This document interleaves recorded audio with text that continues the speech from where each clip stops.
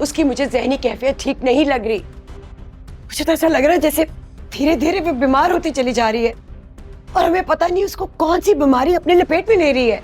बेवकूफों जैसी बातें मत करो, ऐसा कुछ भी नहीं। उसकी आजकल विरसा से बहुत दोस्ती हो रही। मैंने तुम्हें कहा था ना कि एमन के साथ रहना, लेकिन तुम्हें मेरी बात को हवा में उड़ाने की आदत है। ये सब तुम्हारी वजह से हुआ।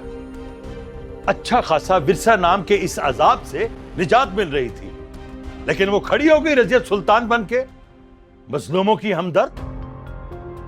मैं तो ये सोच सोच कर परेशान हो रहा।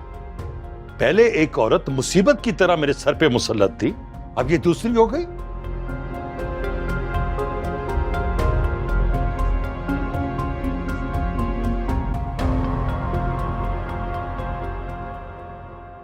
पता नहीं अब क्या होगा हेमन।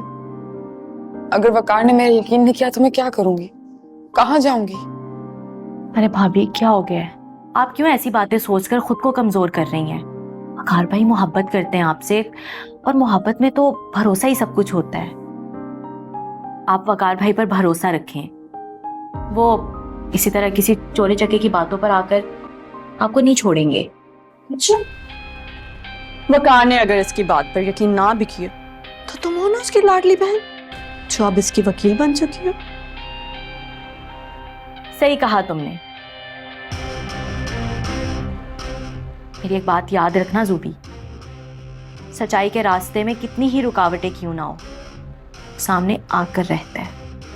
मामू मानी जान और मेरी गवाही के सामने अकेली तुम्हारी बात की क्या अहमियत सोचा तुमने? और तुम विरसा बीबी तैयारी पकड़ लो, देख लेना वकार खुद तुम्हें इस घर से बाहर निकालेगा।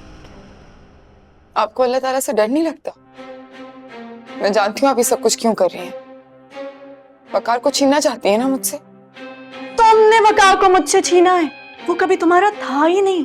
वैसे ज़ूबी, मौके का फायदा उठाना ना कोई तुमसे सीखे। वो तो है, मैं मानती हूँ। जो लोग मौके का फायदा नहीं उठाते ना वो बेवकूफ होते हैं, और मैं बिल्कुल भी बेवकूफ नहीं हूँ। तुम तो बहुत अक्लमंद हो, ये मुझसे ज्यादा कौन जान सकता है। मगर मुझे ना तुम्हारी अकल पर बड़ी हैरानी हो रही है। तुमने क्यों इस डूबती हुई कश्ती पर सवार होना ठीक समझा?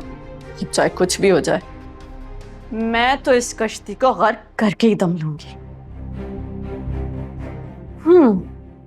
अब तक तो मैं चुप थी, मगर अब तो मैं मालूम करके ही रहूंगी कि अर्शिया की वो कौन सी कजन थी जिसकी तुमसे मेहंदी में गई, शादी और वलीमे में जाने की कोशिश तक नहीं की।